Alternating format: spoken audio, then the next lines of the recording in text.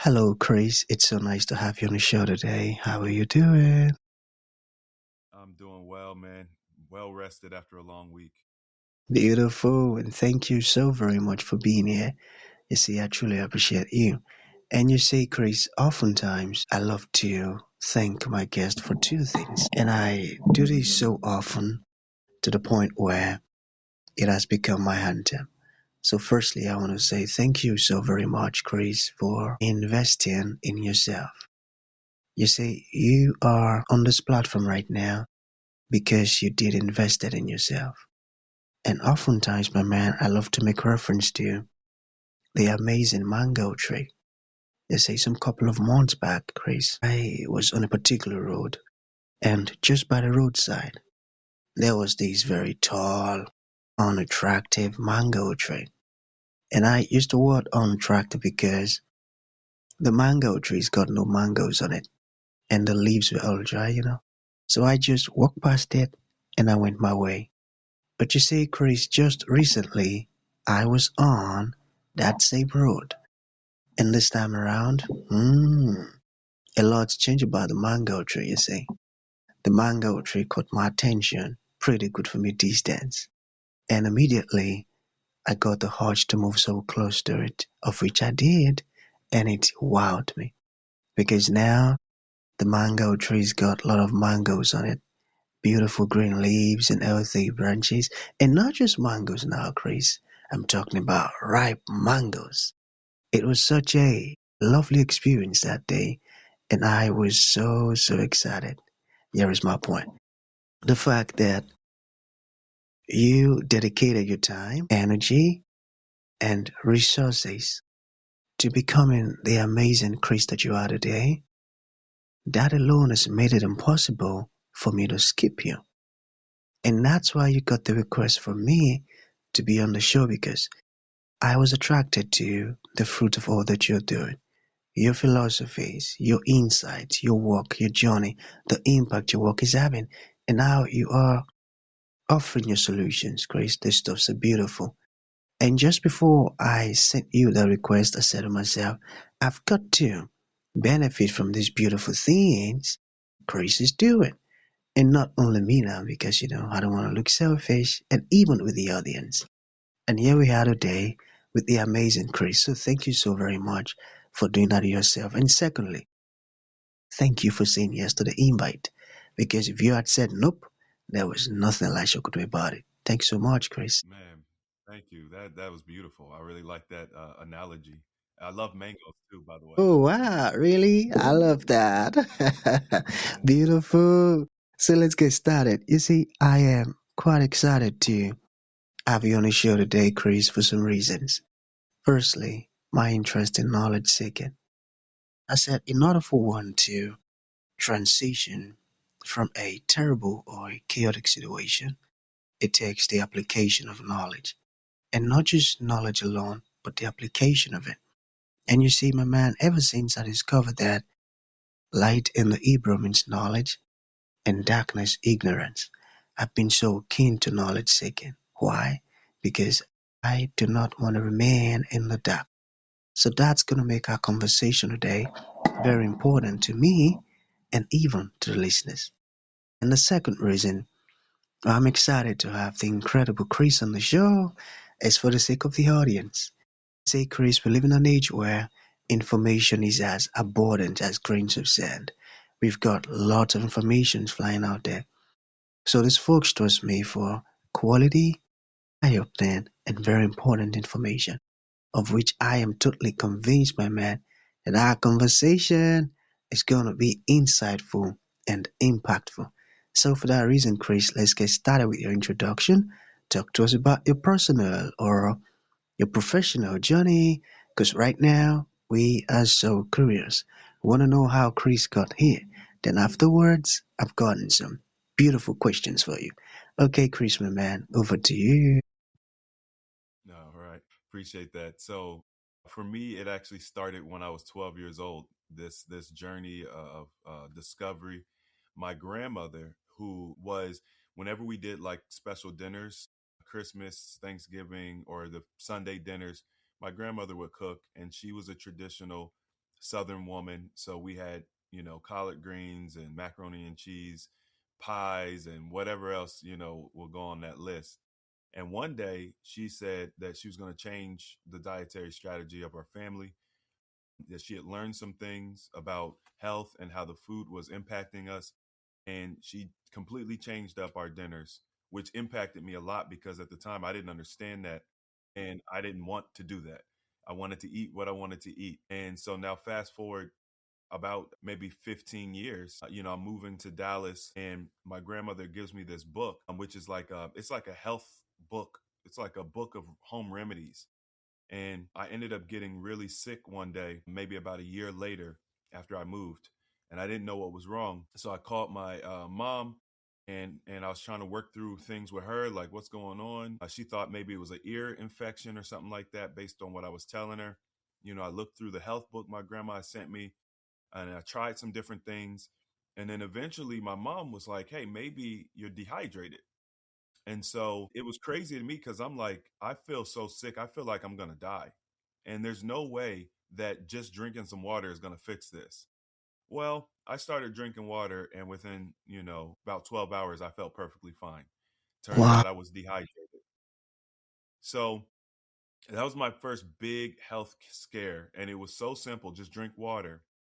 Then fast forward another 4 years, I'm on the job site with a couple of guys. I used to do construction. I was an electrician, and I'm seeing these guys. They've got prostate issues. They have memory loss. One guy was curled up like a question mark. They just had all these problems, and they weren't much older than me. They were only 10, maybe 15 years older than me at most. And I just remember thinking, I'm not going to end up like them. And I started researching because I had my own personal issues. My hair was thinning, my memory was fading. I would get really sleepy after I ate lunch, and it was very hard for me to work. And as a 20, I was in my late 20s. I'm like, this shouldn't be happening. These are old people problems. At least that's what I thought.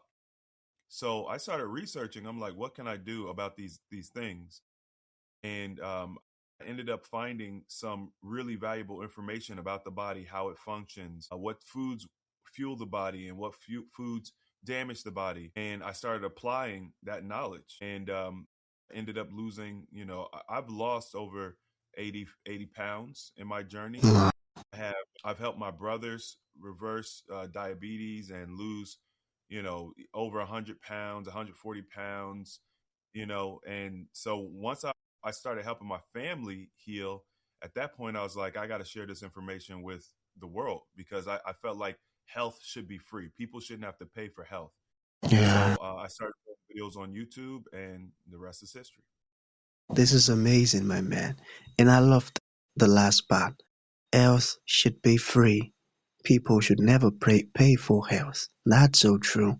And I find it very amazing, interesting, and powerful that you could help your brother lose over 100 pounds in 90 days. How did you do it? And how did you do it in such a way that there was no loose skin?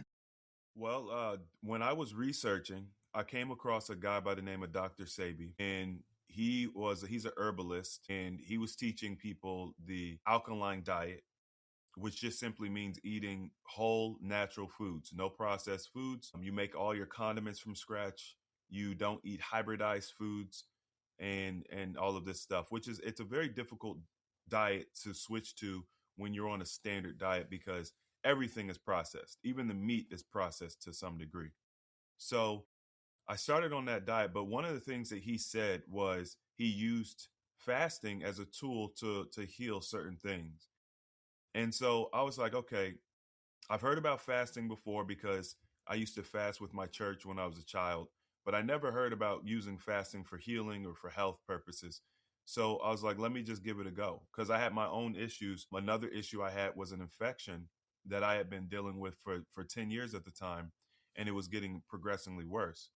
So I started fasting, and after my second day of fasting, I noticed that the irritation that I normally experience with the infection, it had gone away. So I knew that I was onto something big.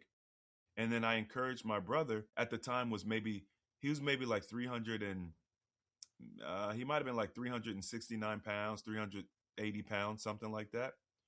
And I was just like, look, man, I, I, I think you should try this fasting thing with me.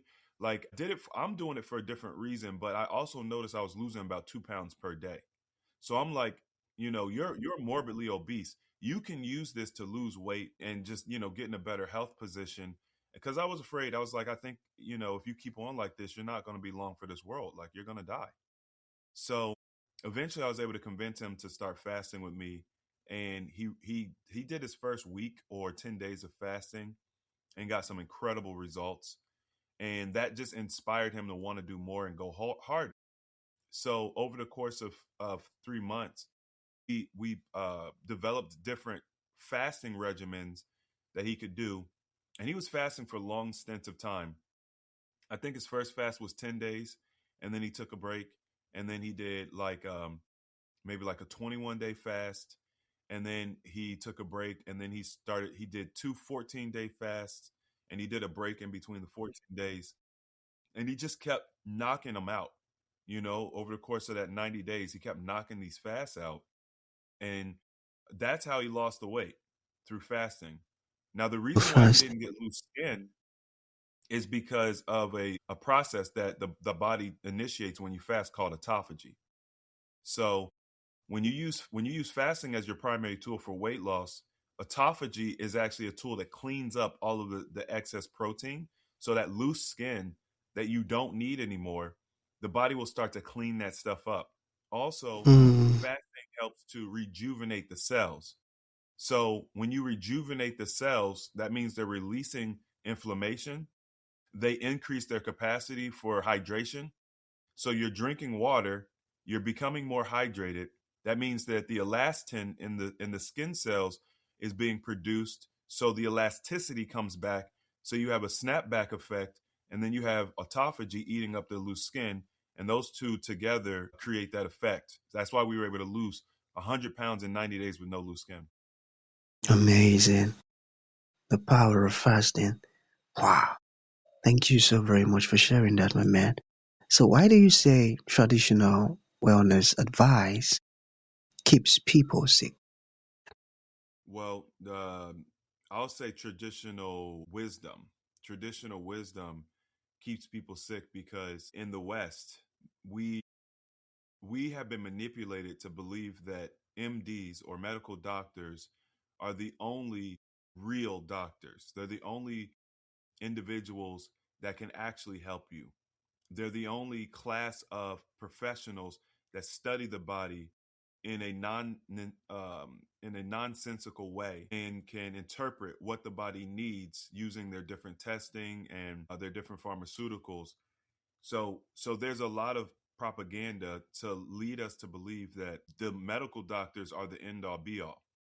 So when I talk about traditional wisdom, I'm specifically talking about the medical doctors, maybe even the NDs, which are the naturopaths, anybody who is classically trained by the traditional medical system in America or in the West. These people, they take the body and they compartmentalize different pieces, elements, systems, and organs in the body. So if you have an issue with your brain, for example, you're going to go to a specific doctor that deals with the brain. If you have an issue with your foot, you're going to go to a specific doctor that deals with the foot, so on and so forth. The problem with that, with these specialties, is that the body is systemic in nature. So when something is wrong with your foot, it will affect your brain, it will affect your gut, it will affect your Hmm. colon, right? And so because they don't understand this very fundamental principle about the body, they miss things.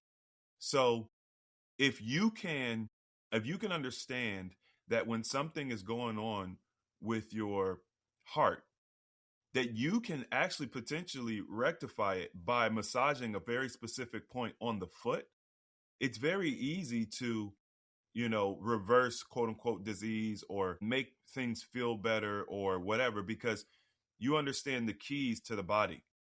So we have to unlearn a lot of what we've been taught from traditional wisdom, because it's almost like they're trying to heal the body with their hands tied behind their back. They don't understand the systemic nature of the body. And when you look at wellness professionals, these are people who understand the holistic nature of the body. I know that if you have a pain in your back, yes, it could be from some type of injury you've sustained, or it could be from trauma that you experienced when you were a child. Both those things are possible. And when you don't understand that the human being lives in a multiple dimensions, and whether it's your physical, your energetic, or your mental being, all of those things have to be looked at for holistic wellness.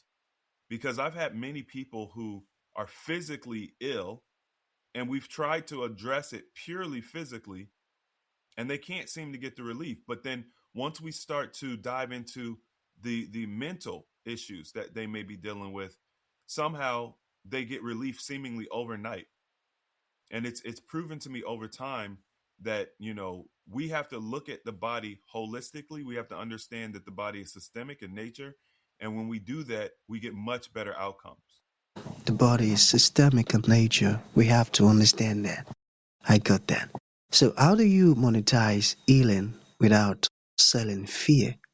Well, it's actually pretty simple. Most people use negative reinforcement, whether they realize it or not. It's just how we've been programmed because we watch a lot of TV. We go to school, and once again, we're trained by a propaganda machine.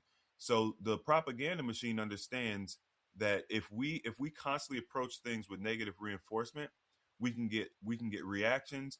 We could stir up controversy. You could turn that into dollars. That's the reason why the reality TV shows are so popular. And so, if you understand that that works, you can also understand that the other side will work as well, which is positive reinforcement. So, for example, when you have let's say you're the manager of a sales team, and you've got a salesperson who is underperforming. You could say, hey, if you don't go and get 3 deals today, you're fired. That would be negative reinforcement. And that's how the world wants you to think and act. Or you could still motivate that person and say, hey, if you get 3 deals today, not only are you going to get a bonus, but I'm also going to take you out to dinner. Hmm, Right? hmm. Both of those things have the potential to motivate a person. One puts them in a place of fear and anxiety and really turmoil, and the other one is uplifting. It creates excitement and joy and positive motivation. And so I just took that concept of positive reinforcement, and I'm like, hey, if you aren't feeling well, right, whatever that means, you're obese, you have cognitive decline, whatever the case is, I my goal here is to help you feel better. That's my goal. So instead of focusing on, hey, if you don't make these changes, you're going to die. My focus is, hey, if you want to feel better, if you want to be there for your children, people that have children, maybe they can't play with their children, or they can't do things. I'm like, hey, you want to be able to play soccer with your children. You want to be able to walk your daughter down the aisle when she gets married. You want to be able to see the fruits of your labor. Let's help make these changes, these positive changes. And it doesn't have to be anything crazy. Like, it literally could just be, change your diet, eat fruit, do these healthy things. And that's kind of how I approach it. But what I do is I give out a tremendous amount of knowledge for free, because that was the basis for everything that I did. So I have my social media platforms, and I basically give out everything I learn. I give it out for free. I never hold anything back. And what happens is people always want to know what else you have. Right. They're like, well, if he's giving this away for free, what does he do when you pay for something? And so what I did was I created these environments where people could be exponentially more successful by working with large groups, doing group coaching, and creating a community, because a lot of people don't have support at home. So when you don't have support at home and you try to make these changes on your own, it's very difficult, especially if your friends and family members are against the changes you want to make. So I create a space where people can come and be around like minded individuals. And that's kind of the secret sauce, because When you're fasting for the first time and you're experiencing, nasty detox symptoms or, fatigue or heart palpitations, it means the world to be able to express that to a group of people and then be able to say, I experienced that too. And so what I found is being able to create these spaces and host these groups and challenges was more valuable sometimes than the knowledge itself. It's literally just that accountability you get from your fellow man. I tell you, and nothing beats that. And that's a smart way. And I got that. So to bring this to an end, Chris, what would you like to leave the audience with, like a final thought? And to those individuals who like to reach out to you, learn more about the wonderful stuff you're doing, or be a part of it, or even ask you questions. How can that be possible? Well, first I would say, check me out on YouTube. I've got over 1,000 videos teaching everything I've learned. That's a healthy alternative on YouTube. And then from there, you all can really join. I have a free membership that's available for everybody. You go to ahacommunities.com and you literally can just join us and be a part. So when we announce different challenges, when we announce different programs, everybody in the community is aware of that. And then you guys can also catch me on Instagram at A Healthy Alternative on Instagram, where I post different stories, testimonials, and transformation videos. And on any of those platforms, you guys can reach out. You can, send a message, leave a comment, whatever the case may be. But if you wanna get some concise back and forth, just send us an email. Support at ahealthyalternative.org. Send us a concise email. Let us know what it is you're looking for, and we'll help to direct you. But what I would like to leave you guys with is the you are in complete control of your wellness journey. You are in complete control of how healthy you are and your experience in this 3D world. No one else can heal you.